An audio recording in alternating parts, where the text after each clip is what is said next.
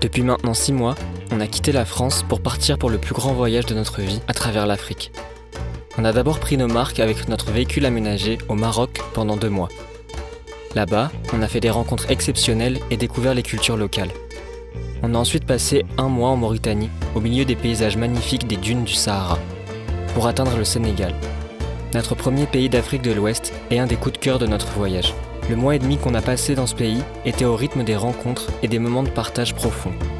Plus tard, on arrivait en Guinée-Bissau, pays méconnu mais un des joyaux de la côte ouest. En 1 mois là-bas, on a profité des paysages divers avec nos nouveaux acolytes, Paul et Olivia, et leurs camions aménagés. Depuis maintenant 2 mois, on est en République de Guinée.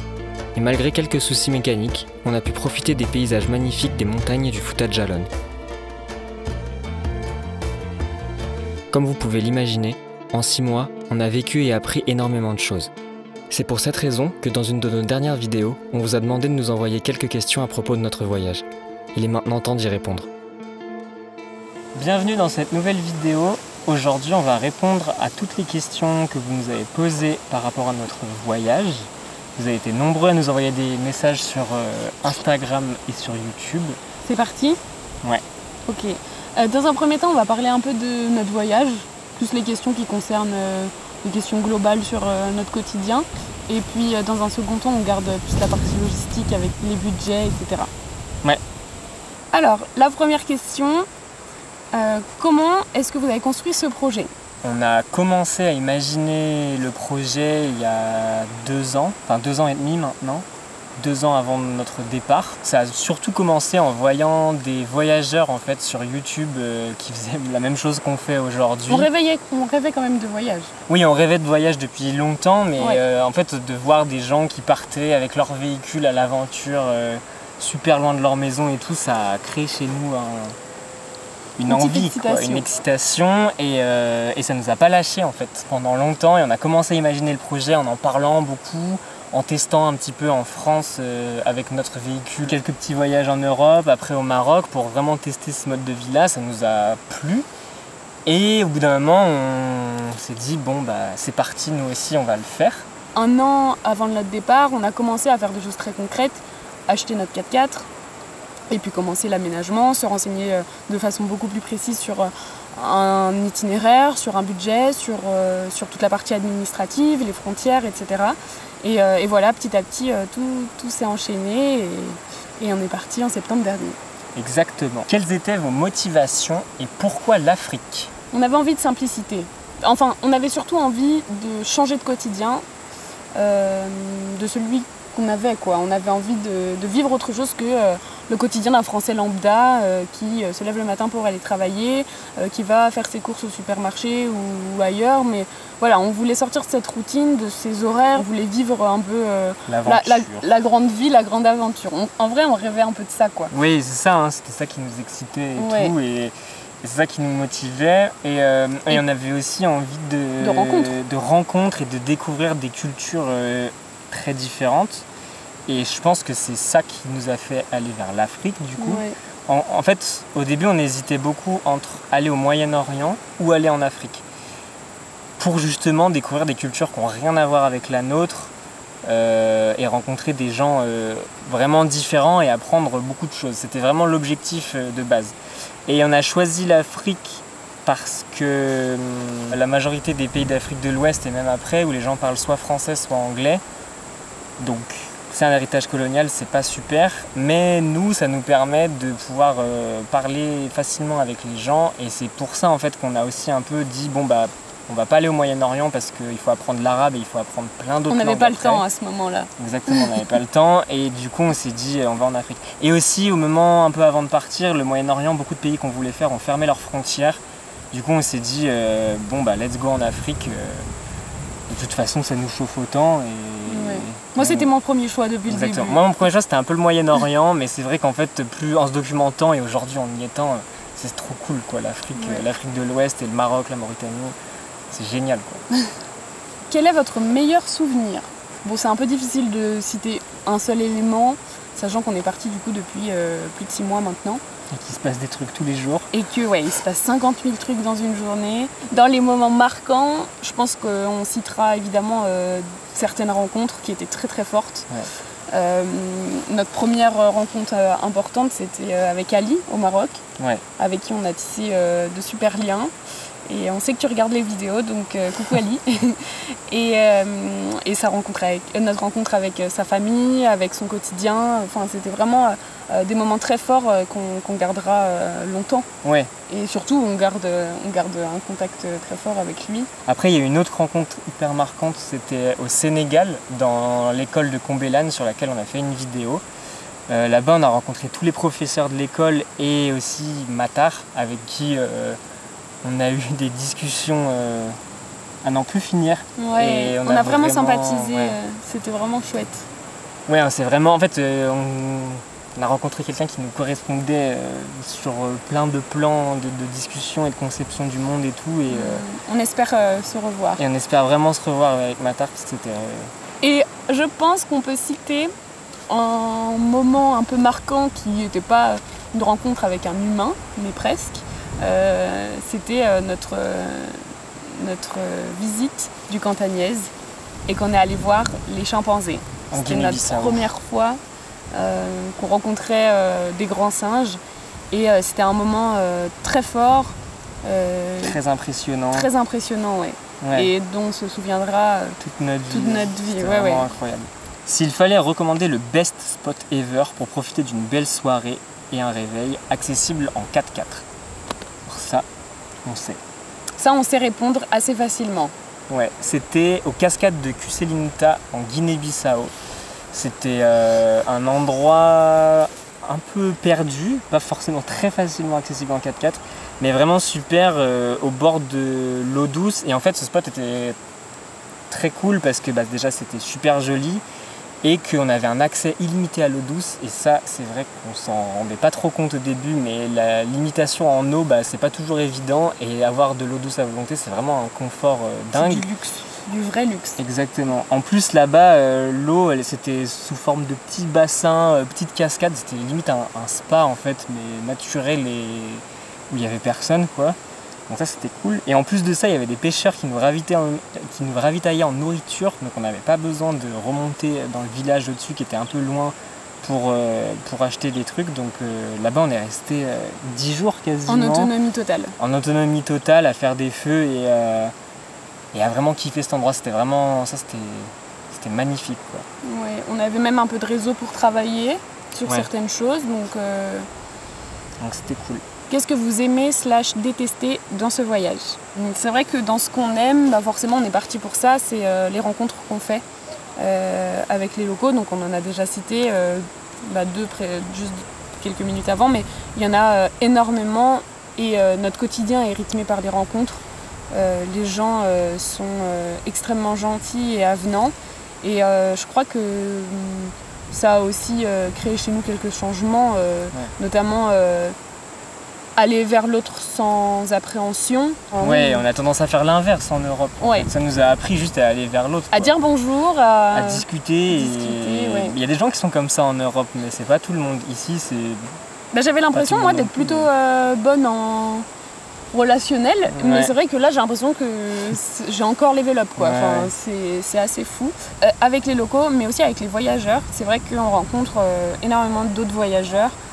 Avec certains, on a beaucoup sympathisé et c'est chouette parce que finalement, en faisant ce voyage de rêve, on perd aussi un peu des contacts avec nos proches et du coup, ça nous permet de partager avec les autres voyageurs qui vivent en temps réel ce qu'on vit nous et du coup, c'est facile de se comprendre et de créer des souvenirs ensemble. Une autre chose qu'on adore aussi, c'est le fait d'apprendre tous les jours des nouveaux trucs et de comprendre plein de choses. Que ça soit des choses culturelles, politiques, des choses sur l'être humain et même des choses un peu sur nous-mêmes et sur la France en fait et la vision qu'on a du monde. Ça ouvre un peu l'esprit quand même le voyage. C'est un peu cliché de dire ça mais c'est vrai. Enfin, avec le nombre de choses qui se passent à la minute, en fait on découvre plein de trucs et on apprend plein de trucs. Enfin, moi personnellement je suis parti majoritairement pour ça et c'est quelque chose qui se passe vraiment, on apprend tous les jours, quoi. avoir le temps aussi. C'est vrai qu'on est parti pour sortir de ses horaires, comme je disais, mais du coup, on le vit au quotidien, quoi. On ne sait pas vraiment quel jour on est, à quelle heure on se lève.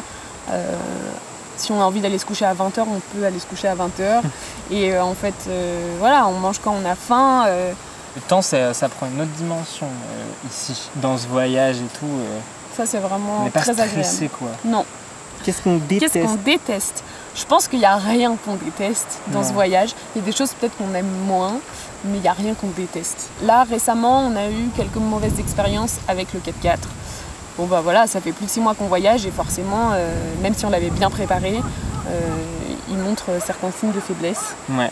On fait pas mal de pistes. Là, on est actuellement en Guinée et c'est vrai que les pistes sont vraiment... Enfin, on n'en a jamais vu des comme ça, quoi. Bah, malgré nous, on est obligé d'abîmer un peu le 4x4. Ouais. Et là, c'était vraiment pas confortable de rouler avec... l'appréhension. Avec de l'appréhension. De casser notre maison, en fait. C'est quelque chose qui n'est pas hyper cool à ressentir, quoi. Donc ça, on aime moins. Ça, on n'aime pas trop. Un autre truc qu'on n'aime pas trop, du coup, ça va avec les rencontres qu'on aime bien, mais c'est que le truc, c'est qu'on fait que avancer et donc on est toujours obligé de dire au revoir aux gens. Et ça, c'est pas facile. Des fois, ça va parce que ça dure pas très longtemps et tout, mais des fois, quand on reste longtemps au même endroit et qu'on s'attache vraiment et qu'en fait, on se fait des amis, il y a certaines fois où on se dit qu'on les reverra parce que c'est des gens qui ont un peu les moyens, qui peuvent voyager, ou alors c'est des pays qui sont pas trop loin, on se dit qu'on va peut-être revenir, mais des fois on sait qu'en disant au revoir, c'est un au revoir définitif. Et ça donne un goût un peu amer dans la bouche et c'est pas toujours facile de c'est dire un peu au revoir. difficile, ouais. C'est un peu difficile. Ouais. C'est la vie et ça nous apprend aussi, ça nous apprend à dire adieu en fait.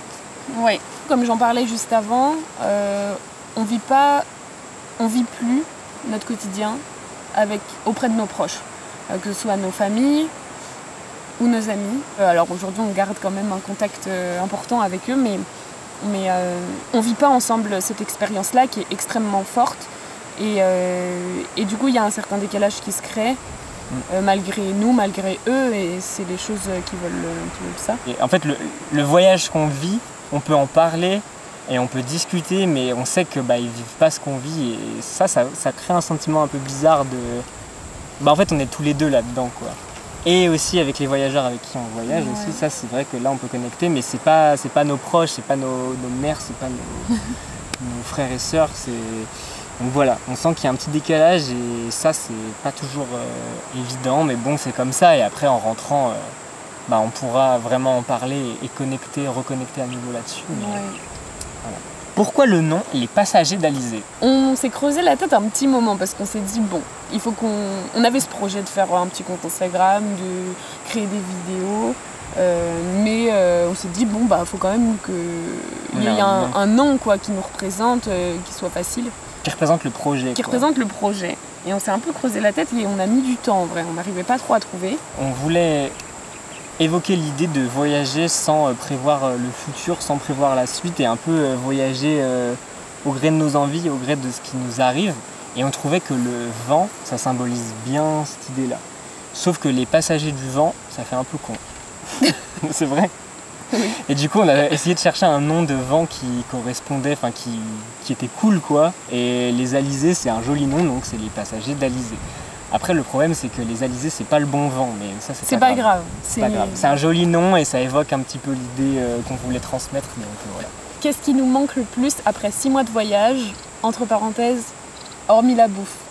La bouffe, le fromage. On manque beaucoup de la nourriture de chez nous. Charcuterie, fromage, c'était quand même un truc qui nous manque de fou. Hormis la bouffe, c'était marqué. Hormis la bouffe. Hormis la bouffe. Donc, hormis la boue, comme on l'a dit, du coup, on avait des liens très très forts avec notre entourage et c'est vrai que du coup, c'est pas toujours évident d'être loin d'eux. C'est le vrai truc dur du voyage, quoi. Je pense que c'est le truc le plus dur du voyage. Il y a des moments, en vrai, ça pèse quand même. Au bout de 6 mois, on était habitué à voir nos proches tout le temps, à tout faire avec eux et là, il n'y a plus ça. Ça, c'est dur quand même. On le savait aussi en partant que ça allait être le truc dur et c'est le jeu, quoi. Il y a l'aspect santé. C'est vrai qu'en France, on a la chance aujourd'hui d'avoir un système de santé qui est hyper rassurant parce que en fait on est toujours très rapidement pris en charge. On n'est jamais très loin d'une structure médicale et c'est vrai qu'ici c'est pas le cas du tout. Non. On sait que s'il y a une petite plaie, un petit truc qui va pas, ça peut vite dégénérer parce que parfois on est complètement au milieu de la brousse et que les structures médicalisées à côté n'ont pas les moyens de nous prendre en charge. Après, c'est pas que ça nous manque vraiment, mais c'est juste que c'est un peu... c'est un confort. C'est un confort qu'on n'a pas, enfin c'est un petit stress de se dire « Ah, il n'y a pas ça ici ». Non. Et chez nous, on est serein, en fait, c'est un truc auquel on pense pas. C'est un truc auquel on pense pas en France. Comment a évolué votre relation de couple, ajustement, célébration? Et ben, en célébration, C'est fiancé. on s'est fiancés, donc il y aura une petite cérémonie, enfin une grande cérémonie quand on rentrera, parce que j'ai dit oui. Mais sinon, l'évolution de notre couple, bah, il s'est renforcé en fait. De vivre ça, de vivre tous les jours ensemble, de vivre des trucs super intenses, des fois des trucs un peu difficiles et tout. Et bah, ça nous apprend à plus communiquer et ça renforce. En vrai, ça a renforcé le couple. Je pense que c'est un bon test en fait, un voyage comme ça, quoi. C'est vrai que... Ça passe ou ça casse. Ouais. Là, ça passe. Ça nous confronte. Avant de partir, on était déjà très sûrs de nous, mais voilà, on n'est jamais à l'abri qu'il y ait un hic quelque part, quoi. On était très sûrs de nous, très sûrs de notre communication. Bon, on s'est rendu compte qu'il y avait quand même quelques petits ajustements à faire. Ouais. Et on se prenait un peu la tête au début du voyage. Un petit peu. Mais c'était normal. C'était le temps que voilà, on trouve un nouvel équilibre et qu'on apprenne à communiquer aussi différemment, quoi. Non, mais oui, non, ça va vraiment mieux. En fait, ça apprend à plus communiquer, quoi. Ouais. Ça apprend à plus communiquer. Donc ça, c'est c'est cool, super en fait. chouette. Ça a renforcé notre couple, ce voyage, c'est sûr. Ah oui. Est-ce que l'Afrique est dangereuse? Non. On supposait que cette question allait arriver parce que c'est quelque chose dont tout le monde nous a parlé avant notre départ, même en nous décourageant de partir parfois. Oui. L'Afrique, en tout cas pour notre expérience, c'est important de le préciser, notre expérience, celle qu'on a vécue et les pays que l'on a traversés, nous, on ne s'est jamais senti en danger, en insécurité. Jamais. Jamais, jamais, jamais. Pour le coup, on n'a pas vu toute l'Afrique, c'est un continent très grand, mais les destinations qu'on a faites, les chemins qu'on a empruntés, c'est le contraire de dangereux. C'est complètement l'inverse de dangereux. Ouais. Nous, on vient de la ville de Lyon. Et honnêtement, on se sent beaucoup plus en insécurité dans le centre-ville de Lyon. Le soir. Que ici, après 6 mois de voyage, à travers les quelques pays qu'on a traversés. Après, on est beaucoup dans la campagne aussi. On est aussi beaucoup on dans est la rarement campagne. dans les villes, je pense que ça joue. Ça doit jouer même, aussi. Quoi. Enfin, mais c'est vrai que nous... pas d'insécurité. Faut pas, voilà, on connaît pas tout, on n'est pas allé partout, mais on a vraiment, avec les gens, on n'a jamais eu d'expérience négative où on s'est senti en danger. Peut-être le truc qui peut être un peu dangereux des fois, c'est plus le fait que la nature est un peu hostile. On a eu des expériences avec des scorpions et des serpents. Bon, on s'est jamais fait piquer, mais on en a déjà vu très proche de nous des trucs qu'on savait qui étaient un peu dangereux, un peu dangereux. Et c'est vrai que là, on se dit ah ouais, c'est pas la. Ça te rappelle à l'ordre. C'est pas la forêt des Monts du Lyonnais, quoi. En faisant un peu gaffe et en apprenant un peu les premiers gestes qu'il faut faire et tout. Bon, ça va, c'est pas dangereux. C'est pas, enfin là, ce qu'on a fait, on n'est pas en danger, quoi. Non. Avez-vous des problèmes avec la police? Non. Pareil, ça, gros cliché de l'Afrique. Ah, la tous corruption, les policiers sont corrompus, vous allez voir, ils vont vous emmerder tout le temps, c'est horrible et tout. Bon, je sais pas trop pourquoi les gens disent ça, peut-être que c'était comme ça avant. Nous, en tout cas, on le vit pas. Nous, on le vit pas. Au contraire, en fait, ils sont très contents de nous voir, d'échanger quelques mots. Alors nous, à chaque fois qu'on arrive dans un pays, on apprend le minimum de mots pour dire bonjour, pour avoir va, au moins les salutations. Et c'est vrai qu'en fait, juste d'échanger ces quelques mots avec eux, ils sont super contents de voir des touristes. Ils nous aident, ils nous indiquent des trucs, on a eu des expériences un peu chiantes, mais c'était juste, en fait, ça fait perdre du temps. Il y en a des fois, ils veulent de la thune, mais ils se rendent compte que nous, on va pas donner parce qu'on n'a pas envie de participer à la corruption. Et au bout d'un moment, en fait, en étant gentil, en souriant un peu et en faisant genre t'es naïf, tu comprends pas trop, ils te lâchent, quoi. Et c'est rare, hein, enfin, les cas comme ça, c'est arrivé, mais peut-être 3 fois en 6 mois. Ouais. Et même certains cas, voilà, plutôt négatifs au premier abord. Au final, c'est des gens qui sont à leur pause de midi et qui nous invitent à partager leur plat avec eux, quoi. Donc vraiment... Non, en vrai, c'est...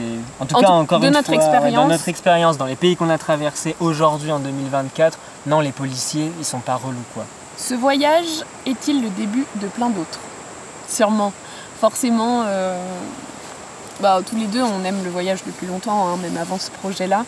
Et un projet aussi grand nous fait forcément naître d'autres idées. Oui, que ce soit d'autres destinations, d'autres manières de voyager, en rencontrant les gens aussi, parce qu'il n'y a pas que des gens qui habitent en Afrique. En Afrique, il y a des gens du monde entier qui nous parlent de leur pays et tout. Ça nous donne plein d'idées de voyage. En voyant les gens qui voyagent autrement qu'en véhicule, on se dit « Ah ouais, nous aussi, on pourrait voyager en vélo, on pourrait voyager à pied ». On a plein d'idées. Après, on a aussi plein de projets en France, donc je pense pas, en tout cas pour l'instant, c'est pas trop dans notre tête de dire que quand on rentre, on repart tout de suite.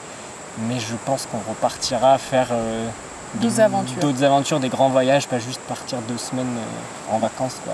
Oui. C'est vrai que c'est quelque chose qui nous a un peu marqué au fer rouge, je pense, pour le reste de notre existence. Malheureusement ou heureusement. Non, heureusement, je pense. heureusement. Je crois qu'on a clôturé la partie questions plutôt concernant voyage anecdote. Ouais, on va passer plus à la partie un peu logistique, la santé, le 4x4, le budget aussi, c'est une question qui nous a beaucoup été posée. On est désolé, on tourne et le soleil est en train de se coucher, donc la lumière varie. Peut-être qu'on terminera dans le noir. Ouais, on fait comme on peut, malheureusement. On accélère un peu peut-être. Ouais. Comment gérez-vous votre hygiène et la santé? Alors, notre hygiène, on a une douche. On n'a pas de l'eau tout le temps, donc on ne peut pas se doucher tous les jours, ou alors pas des grosses douches tous les jours, donc voilà. On gère, quand il fait chaud, c'est un peu relou, mais voilà. Mais ça fait très bien le taf. Mais ça fait le taf. Les toilettes, regardez, ces toilettes géantes.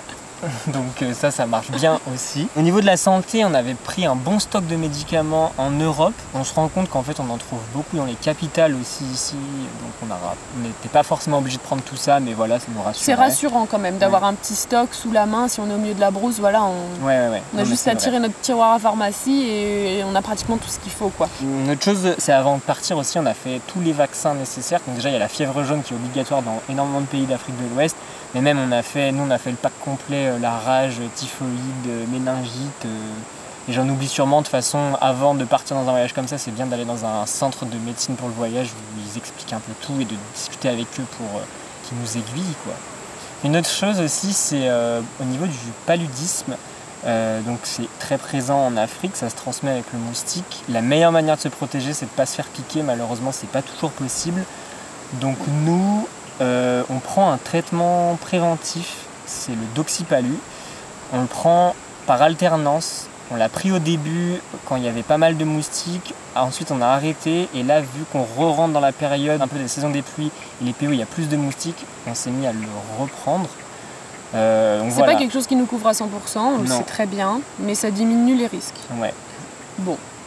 On ne sait pas si on le prendra tout le long parce que ça brasse un peu le ventre des fois. Ouais, puis c'est quand même une contrainte, quoi. Puis c'est se mettre un médicament un peu fort dans le corps tous les jours pendant une longue période, donc c'est pas excellent, mais bon, nous ça nous rassure un peu, donc on fait ça. Il y a très peu de voyageurs qui le font en vrai. Oui, il n'y en a pas beaucoup qui le font. Nous on le fait, mais on verra si on continue. On verra. Voilà. Et un autre sujet, les intoxications alimentaires, par l'eau, tout ça. Ouais. Au final, on se rend compte que, alors on est quand même vachement vigilant, mais on est pratiquement jamais malade. On n'a eu aucune mauvaise expérience. Ouais, en 6 mois, moi je suis tombée une fois malade à cause de la nourriture, un peu longtemps. Et toi, il y a 2 soirs où tu étais un peu malade, quoi. Ouais, un peu vaseuse et tout, quoi. Mais en vrai, ça va. Enfin, le corps, il s'habitue bien. Il s'habitue bien. On fait tout, hein. On mange chez les gens, on mange dans les petits boui-boui. Le seul truc qu'on fait gaffe, c'est vraiment boire l'eau. On essaie de boire notre eau qu'on filtre. Mais sinon, ça va quand même, quoi. Alors peut-être qu'on a de la chance, je me rends pas compte. Comment est-ce que vous vous assurez et comment est-ce que vous assurez le 4x4 ?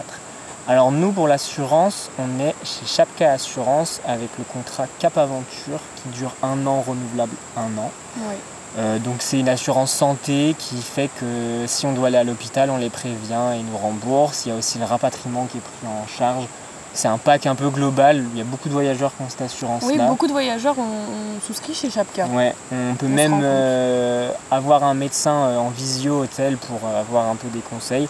Bon, on n'en a pas trop eu besoin à part la visio une fois. Non, mais c'est vrai que la fois où tu étais malade, on était bien content de pouvoir faire une téléconsultation à distance. C'est vrai. Donc ça, c'était vraiment chouette. Et du coup, concernant l'assurance de la voiture, on a souscrit une assurance, une au Maroc et une en Mauritanie. Et à partir du Sénégal, on a accès à une assurance qui nous couvre sur toute l'Afrique de l'Ouest, qui s'appelle la carte brune. Et il y a aussi la carte rose qui nous assure aussi sur quelques pays après le Nigeria. Je ne sais plus exactement où ça s'arrête, peut-être au Congo. Ouais, c'est Cameroun, Gabon, les 2 Congos. Il doit y avoir aussi la Centrafrique et tout, mais nous on n'y va pas. Donc, En gros, on a payé une centaine d'euros pour un an d'assurance. Bon, je pense qu'il ne faut pas trop qu'on cherche à savoir à quel point on est assuré, mais en tout cas, légalement, voilà, on peut passer les frontières, si on se fait contrôler, c'est tout bon. Ce sera, je pense, difficile de trouver une assurance qui vous assure réellement. Là, c'est plus un papier légal en fait, quoi. Ouais. C'est plus, les policiers nous la demandent, bah voilà, on la sort, quoi. Est-ce obligatoire d'avoir un 4x4 en Afrique? C'est pas obligatoire. Tout dépend de votre projet. Ouais. Si vous voulez juste traverser et prendre les gros axes principaux, il y a des routes. Alors des fois c'est des chemins, mais quand même les gros axes sont assez bien entretenus. Ici, la plupart des gens, ils n'ont pas de 4x4, hein, ils ont des voitures de roues motrices, ils y arrivent. Bon, elles sont pas en super état, mais voilà.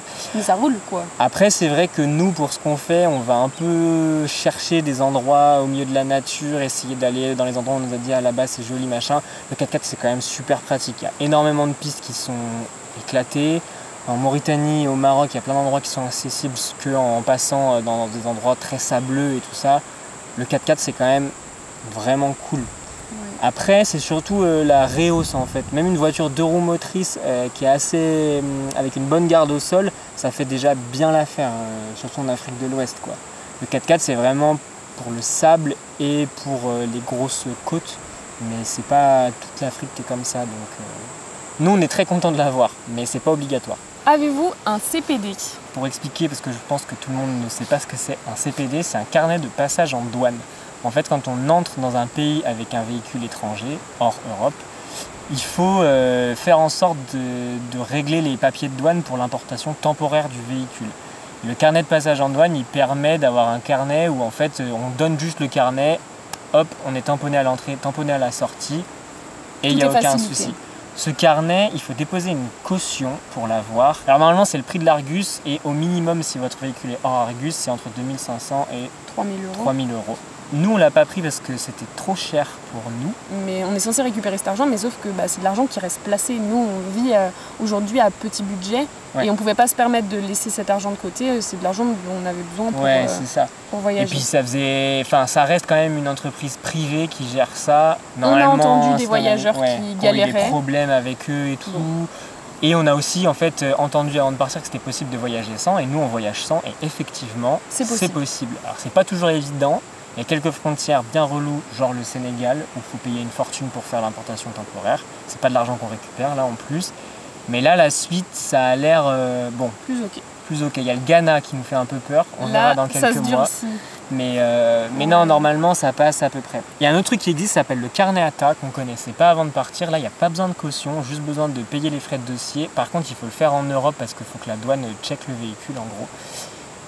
Et on aurait su avant de partir que ça existait et que c'était aussi simple et aussi pratique, on aurait sûrement fait ça. Malheureusement, on peut pas le faire, mais bon. Oui, on voyage sans problème. À la limite, le seul petit bémol, c'est que parfois nos vignettes touristiques, donc notre ticket d'importation du véhicule temporaire, nous offre pas autant de temps que nous offrirait un CPD ou un carnet ATA. Par exemple, au Sénégal, on a eu le droit à 40 jours sur place au lieu de 3 mois, donc les 3 mois que t'offre ton visa. Et c'est vrai que du coup on reste un peu sur notre faim pour le Sénégal. Ouais. Et ça sera valable pour d'autres pays. Si vous voyagez lentement... Penchez-vous sur la question, le carnet ATA existe, le CPD c'est un peu cher et il y a quelques problèmes avec les voyageurs de temps en temps. Voilà. Combien vous a coûté le 4x4 et sa préparation? La grande question. La grande question que beaucoup de gens nous posent. Alors le 4x4, on l'a payé à l'époque 7 000 € à l'époque. Je crois que c'est plus les prix aujourd'hui. C'est plus les prix aujourd'hui, non, parce que ça fait que augmenter. Ouais. Il avait 320 000 km et il n'était pas en super état, donc on a dû faire de la mécanique. Avec la mécanique et tout l'aménagement et tout ça, on a rajouté un petit peu d'argent et au final, on s'en a tiré pour 16 000 €, en considérant quand même que nos familles nous ont fait quelques cadeaux qu'on a du mal à estimer. Je pense que c'est entre 1 000 et 2 000 €. Donc on va dire, au maximum, notre 4x4 nous aurait peut-être coûté 18 000 €, en gros, sachant qu'on a fait énormément de boulot tout seul. Toute la mécanique, on l'a fait tout seul. Tout l'aménagement, on l'a fait tout seul. Il y a beaucoup de choses qu'on a pensé pour essayer de diminuer les coûts. Donc c'est quand même une dépense assez importante. Mais voilà, en gros, combien nous a coûté notre véhicule. quel est votre budget par mois et est-ce que c'est ce à quoi vous vous attendiez? Notre budget par mois, aujourd'hui, il est de 1100 €.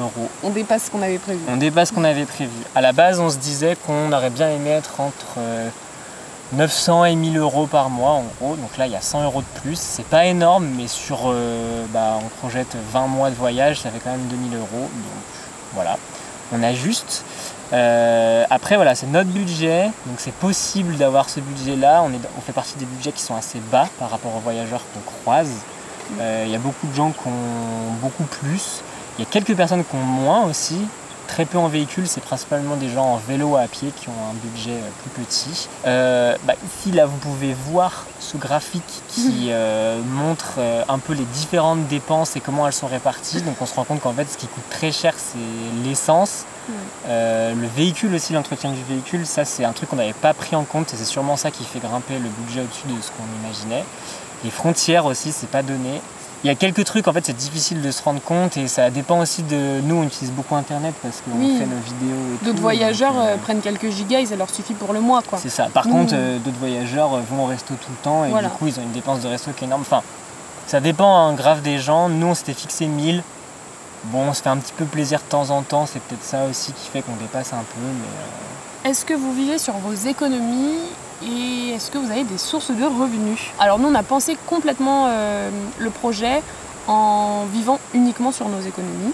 On a beaucoup travaillé avant de partir pour pouvoir mettre de côté assez pour pouvoir vivre là-dessus. Ouais. De temps en temps, Antoine a quelques contrats vidéo, mais voilà, c'est très ponctuel, très rare et c'est pas du tout. On compte pas là-dessus du tout. Depuis peu aussi, on peut financer nos vidéos YouTube, on a un partenaire YouTube, mais voilà, pareil, on peut pas trop compter là-dessus dans le sens où on gagne 30 € maximum par mois. C'est pas quelque chose qui va nous prolonger notre voyage. Non, mais c'est cool quand même. C'est hyper cool. Pour financer un petit peu notre travail de vidéo et notre travail de photo qu'on fait sur YouTube et sur Instagram. Et de musique. Et de musique, oui, parce que je fais aussi toutes les musiques des vidéos. On a mis en place un shop en ligne sur lequel vous pouvez acheter des tirages photos, principalement pris par Myrtille avec son appareil. Il y a une photo. Et il y en a une de moi aussi, ouais. Et aussi les musiques des vidéos en version digitale. Vous pouvez télécharger la musique et l'utiliser, c'est en licence Creative Commons. Donc si vous aussi vous faites des vidéos, vous pouvez utiliser cette musique dans les vidéos que vous faites. Voilà, si vous voulez nous soutenir et nous donner un petit coup de pouce pour et le voyage et le contenu, un peu de reportage et tout ça qu'on fait, on a créé ce petit site, ce petit shop en ligne. Quel conseil donner à quelqu'un qui voudrait faire le même voyage?